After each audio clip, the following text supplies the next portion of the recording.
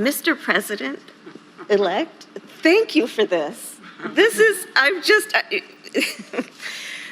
the President-elect and I can nerd out a little sometimes, but this is so fantastic. Thank you. And I'll tell you, I feel a certain kinship with the nominees we are bringing together today, because my mother was a scientist, an endocrinologist, and she was so passionate about science. She basically had two goals in her life: to raise her two daughters and to end breast cancer. In fact, when I was young, I'd go with her to the lab where she would give me jobs to do. These folks will appreciate, my least favorite was cleaning pipettes. Exactly. But when you're the daughter of a scientist, science has a way of shaping how you think and see the world. My mother used to talk about the scientific method as if it were a way of life. And she instilled in me a fundamental belief in the importance of collecting and analyzing data, facts, of forming a hypothesis and recognizing that it's not a failure to reevaluate that hypothesis when the facts don't add up, of making decisions not based on intuition or ideology, but based on evidence. And today, the importance of that lesson, of following the science, of listening to the scientists, is clear everywhere we look. From a pandemic that has taken such a devastating toll, partly because our nation's leaders did not listen to the scientists from the start, to raging wildfires, record-breaking storms, and a climate crisis that scientists agree is caused by human beings. The science behind climate change is not a hoax. The science behind the virus is not partisan. The same laws apply.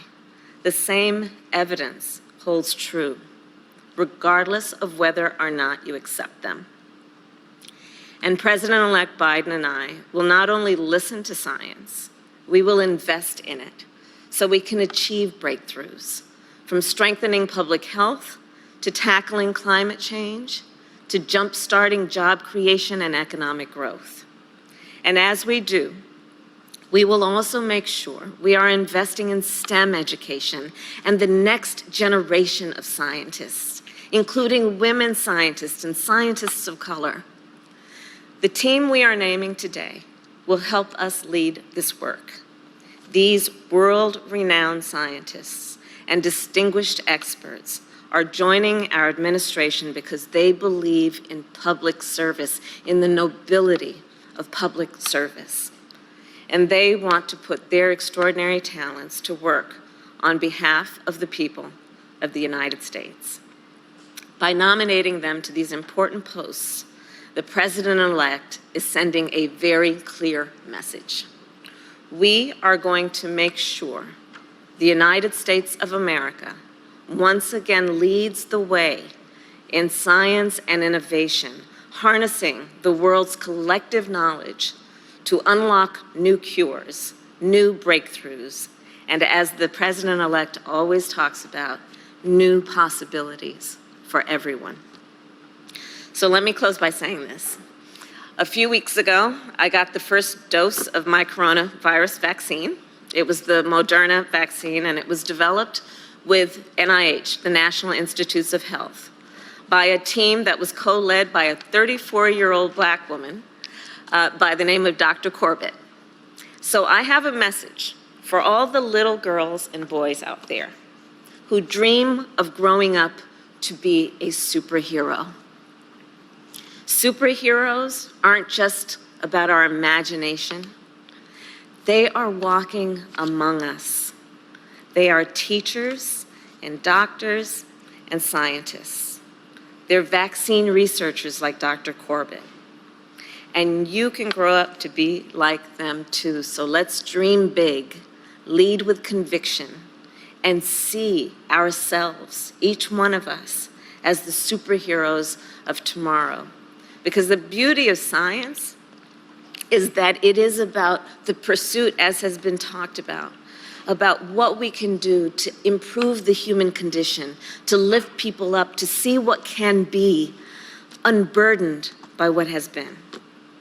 So to the young people, our young leaders, see yourselves that way and pursue your dreams, not only for your sake, but for ours, because our country needs you.